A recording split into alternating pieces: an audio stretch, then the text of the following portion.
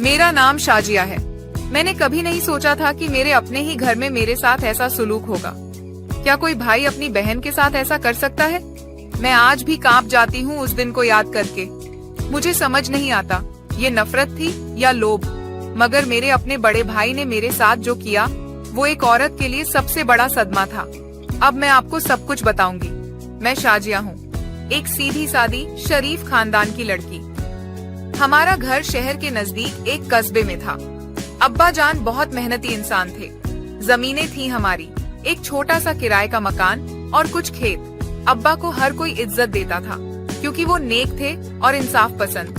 हम 3 भाई बहन थे, मैं सबसे छोटी। मेरा बड़ा भाई सलीम मुझसे तकरीबन 10 साल बड़ा था। मैं हमेशा सोचती थी कि सलीम भाई मेरे लिए एक साया है, एक दीवार जो मुझे हर बुराई से बचाएगा। मगर मुझे क्या पता था कि वही दीवार एक दिन मेरे लिए जमीन को भी छीन लेगी। अब्बा की तबीयत कई महीनों से नाजुक चल रही थी। मैं दिन रात उनकी सेवा करती। सलीम भाई अक्सर दूर रहते, कहते जमीनों की देखभाल में वक्त नहीं मिलता। माँ मेरी छोटी उम्र में ही गुजर गई थी, इसलिए अब्बा ही हमारे लिए सब कुछ थे। एक रात अब्बा की तबीयत अचानक बिगड़ गई। मैं घबरा गई। अब्बा अब्बा, लेकिन वो सिर्फ मेरी आंखों में देख रहे थे। फिर उनका हाथ ढीला पड़ गया, वो चल बसे। मैं चीख पड़ी। मेरे लिए ये सदमा था। सलीम भाई अगले दिन पहुँचे। उन्होंने बस इतना कहा, अब्बा अब नहीं रहे, अब घर की जिम्मेदारी मेरी है। कुछ दिन तक तो सब ठीक चला, मगर फिर एक दिन उन्होंने मुझे बुलाया और कहा, शाजिया अब तेरा यहाँ कोई काम नहीं, अब तू अपने ससुराल जा। मैं हैरान रह गई। ससुराल? मेरा तो निकाह भी नहीं हुआ अभी। वो बोले, तो फिर किसी से निकाह कर, मगर यहाँ से चली जा, ये घर अब मेरा है।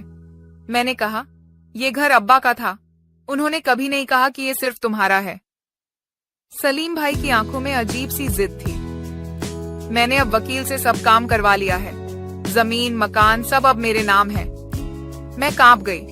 मुझे समझ नहीं आया कि ये मजाक है या हकीकत। तू लड़की है और लड़की को इस घर में कोई हिस्सा नहीं। उनके अल्फाज मेरे सीने में छुरी बनकर लगे। मैंने रोते हुए कहा, भाईजान ये घर मेरा भी है, मैं इसे कैसे छोड़ दूं? मगर उन्होंने मुझे जबरदस्ती एक दिन बाहर का दरवाजा दिखा दिया। या तो तू निकाह कर ले किसी से या चली जा यहाँ से। मैंने रिश्तेदारों से बात की, सबने कन्नी काट ली। कोई नहीं चाहता था कि सलीम भाई से उलझे। वो अब जमीन का मालिक था और पैसा भी उसके पास था। मैं एक पड़ोसी के घर पनाह लेकर बैठी थी। मेरे पास न कपड़ा न खर्चा, मेरे पास सिर्फ एक चप्पल, एक जोड़ा कपड़ा और आंसू थे। उस रात मैंने किसी तरह पड़ोसन के आंगन में जमीन पर ही चादर बिछाकर रात गुजारी। सर्दी थी और दिल में सैलाब। मैं सोचती रही, क्या अब्बा ने कभी सोचा था कि उनका बेटा उनकी बेटी को ऐसे बेदर्दी से घर से निकाल देगा? क्या मेरा कोई कसूर था सिर्फ इसलिए कि मैं लड़की थी? सुबह जब अजान हुई तो मैं उठकर वुजू करने चली गई। आंखों में नींद नहीं थी, बस आंसू थे। नमाज पढ़ी और सिर झुकाकर सिर्फ एक दुआ मांगी, या अल्लाह अब तू ही है मेरा सहारा। कुछ ही दिनों में मैंने एक कढ़ाई सेंटर में काम ढूंढा। वो औरत जिसने मुझे रात रुकने दी थी, उसकी जान पहचान से मुझे छोटा सा काम मिला, कपड़ों पर डिजाइन बनाना। मजदूरी कम थी, मगर मुझे रोज के लिए 2 वक्त की रोटी मिल जाती थी। एक दिन वही औरत, खालदा आंटी, मेरे पास आई और बोली, शाजिया बेटा तू बहुत समझदार है, तू चाहे तो पढ़ भी सकती है और मजदूरी भी कर सकती है। मैं एक NGO जानती हूँ, वहाँ तेरी मदद हो सकती है। मैंने हामी भर दी। NGO में काम मिला, गरीब लड़कियों को सिलाई सिखाने का। धीरे धीरे मैं कुछ मजबूत हुई, थोड़ा आत्मविश्वास आया, मगर दिल के अंदर जो चोट थी वो अब भी हरी थी। हर रात सोते वक्त अब्बा की तस्वीर आंखों में घूमती थी। कभी कभी मैं ख्वाब में सलीम भाई को देखती, मगर अब उन ख्वाबों में मोहब्बत नहीं, गौस्सा होता था। एक दिन मुझे खबर मिली कि सलीम भाई ने जमीन का एक हिस्सा एक बिल्डर को बेच दिया है। दिल दहल गया। वो जमीन जो अब्बा ने मेरे लिए भी छोड़ी थी, जिसमें मेरा भी हिस्सा था, वो अब किसी और के नाम हो चुकी थी। मैंने फैसला किया, अब चुप नहीं रहूंगी। कानून की राह NGO की मदद से मुझे एक वकील मिला, हाशिम साहब। उन्होंने मेरा केस लिया। कहा, शाजिया बीबी, अगर आपकी अब्बा की वसीयत या कोई कागज हो तो हम अदालत में केस दायर कर सकते हैं। मैंने बहुत ढूंढा और एक पुराना रजिस्टर मिला जिसमें अब्बा की हैंडराइटिंग थी। उसमें साफ लिखा था, मेरे बेटे सलीम और बेटी शाजिया दोनों बराबर के हिस्सेदार हैं। बस यही मेरा हथियार बना। कोर्ट का दरवाजा खटखटाया। सलीम भाई को समन गया। पहली तारीख पर वो नहीं आए, दूसरी पर भी वकील भेज दिया, तीसरी बार खुद आए और कोर्ट में बोला, ये झूठी लड़की है, इसे हिस्सा नहीं चाहिए, बस मेरे पैसे चाहती है। मेरे आंसू छलक पड़े, मगर मैंने मुंह बंद रखा। वकील ने जब अब्बा का रजिस्टर पेश किया, अदालत में सन्नाटा छा गया। जज साहब ने कहा, अगर दस्तावेज सही हैं, तो शाजिया को उसके हिस्से की जमीन मिलनी चाहिए। रिश्तों की अदालत मुकदमा कई महीनों तक चला। इस दौरान मैंने बहुत कुछ सीखा। सलीम भाई के दोस्तों ने मेरे बारे में झूठी बातें फैलाई, कहा कि लड़की अकेली रह रही है, किस किस से मदद लेती है, कौन जानता है। हर एक ताना मेरे दिल पर वार करता, मगर मैं अब कमजोर नहीं थी। एनजीओ की औरतें, वकील साहब और मेरी मेहनत ने मुझे एक मजबूत औरत बना दिया था। मैं हर तारीख पर अदालत जाती, सीधी सादी मगर हिम्मती। फिर एक दिन अदालत ने फैसला सुना दिया, शाजिया को उसकी जमीन और घर का आधा हिस्सा वापस किया जाए। मैं रो पड़ी, ये खुशी के आंसू थे। मैंने अल्लाह का शुक्र अदा किया और अब्बा की कब्र पर जाकर फूल चढ़ाए। अब्बा, आज आपकी बेटी जीत गई। अदालत का फैसला मेरे हक में आया था, मगर दिल के अंदर जो दरार थी वो एक कागज से नहीं भरी जा सकती थी। घर की चाबी मेरे हाथ में थी, मगर उस दरवाजे के पीछे अब माँ नहीं थी, अब्बा की आवाज नहीं थी और ना ही वो बचपन की मासूमियत। जब मैं उस घर में दाखिल हुई, दरवाजे की चरमराहट सुनकर पुरानी यादें जैसे जिंदा हो गईं। दीवारों पर अब भी अब्बा के हाथों से लगी हुई वो घड़ी टंगी थी, जो शायद अब भी रुकी हुई थी। घर सूना था और मैं अब अकेली नहीं थी, मगर पहले जैसी भी नहीं रही। मैंने सबसे पहले घर की सफाई की, खुद झाड़ू लगाया, पुराने पर्दे हटाए और आंगन में बैठकर चाय बनाई। ये वही आंगन था जहाँ कभी अब्बा अखबार पढ़ा करते थे और माँ तंदूर में रोटियां बनाती थीं। अब एक नई शुरुआत करनी थी। गांव की नजरें जब मुझे अपने घर में आए हुए एक हफ्ता गुजरा, तो धीरे धीरे गांव की औरतें बातें बनाने लगीं। देखो, लौट आई है, अकेली घर में रह रही है, पता नहीं शहर में क्या क्या किया होगा। मैं इन बातों से परेशान नहीं हुई, मगर जब मुझे बाजार में बच्चों ने शाजिया बीबी, तलाक वाली बीबी कहकर छेड़ा, तो दिल को एक चोट लगी। मैं रात को बहुत रोई, मगर फिर मैंने खुद से वादा किया, शाजिया, अब किसी के तानों से ना झुकना है, ना टूटना है। अगले दिन मैंने वही खाली कमरा खोला जिसमें कभी अम्मी सिलाई करती थीं। मैंने पुरानी सिलाई मशीन साफ की और मोहल्ले की लड़कियों को मुफ्त में सिलाई सिखाने का ऐलान किया। पहले दिन 3 लड़कियां आईं, अगले हफ्ते 8 और फिर धीरे धीरे वो कमरा शोर से भर गया।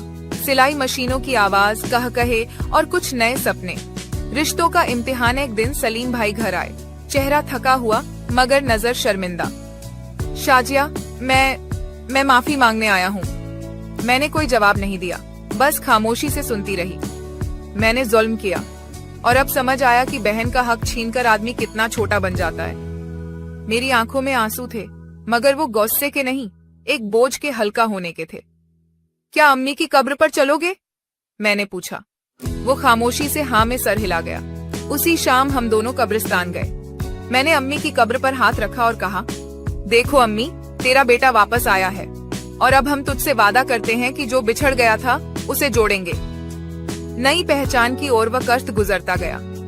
मेरे सिलाई सेंटर को एक एनजीओ ने सरकारी तौर पर रजिस्टर कर लिया।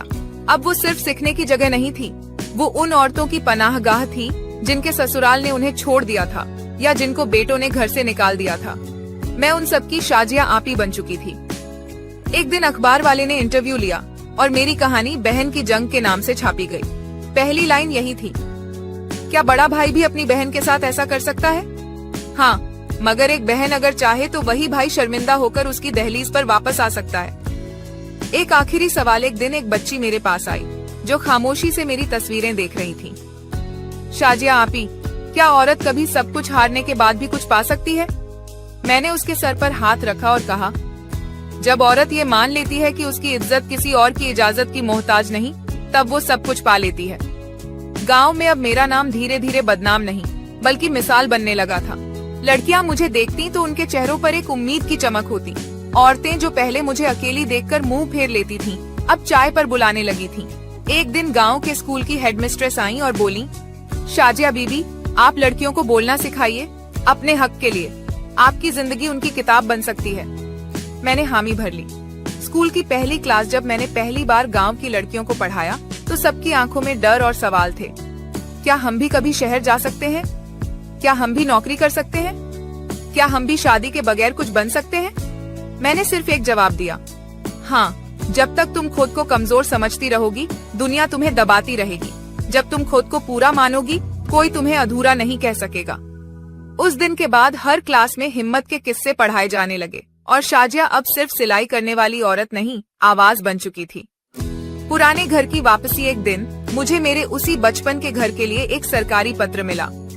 ये जमीन अब आपके नाम पर स्थायी रूप से दर्ज की जा चुकी है। मैंने वो कागज पढ़कर अलमारी में रख दिया। फिर घर के उस कमरे में गई जहाँ अब्बा की कुरान शरीफ की तिलावत गूंजा करती थी। वहाँ जाकर बैठ गई और दुआ मांगी, या अल्लाह, तूने मेरी हर रात में एक सवेरा रख दिया। मैं टूटती रही मगर तूने मेरी हिम्मत को कभी मरने नहीं दिया। सलीम भाई का अंतिम मोड़। सलीम भाई अब अक्सर मेरे पास आते थे। उनके बेटे मेरे सेंटर में पढ़ते थे और उनकी बीवी मुझसे खाना पकाना सीखती थी।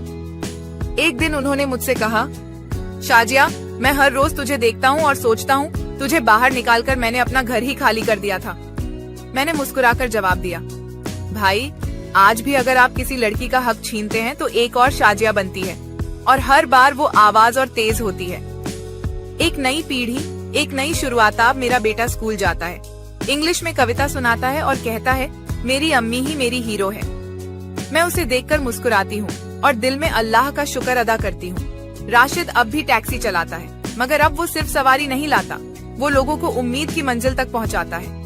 कहानी का आखिरी मोड़। गांव की बड़ी चौपाल में एक दिन मुझे बुलाया गया, जहां गांव के बुजुर्ग, औरतें, लड़कियां सब जमा थे।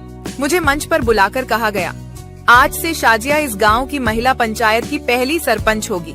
लोगों ने तालियां बजाईं, आंखें नम हो गईं और मैंने माइक पर जाकर बस इतना कहा, मैं वो बहन हूँ जिसे भाई ने घर से निकाला था, मगर आज मैं सब बहनों के लिए दरवाजा खोलने आई हूँ। जो हिम्मत करती है उसके लिए रास्ते अपने आप बन जाते हैं। अंतिम पंक्तियां। जिंदगी ने मुझे बहुत कुछ सिखाया, गिरकर उठना और फिर हौसलों के साथ चलना। मैंने सीखा कि जो औरत अपनी कहानी खुद लिखती है वो किसी की गवाही की मोहताज नहीं रहती। मेरा नाम शाजिया है। मैं अब सिर्फ एक औरत नहीं, एक आवाज हूँ, एक उम्मीद। हर उस लड़की के लिए जो आज भी अपने ही घर में बेजुबान बैठी है।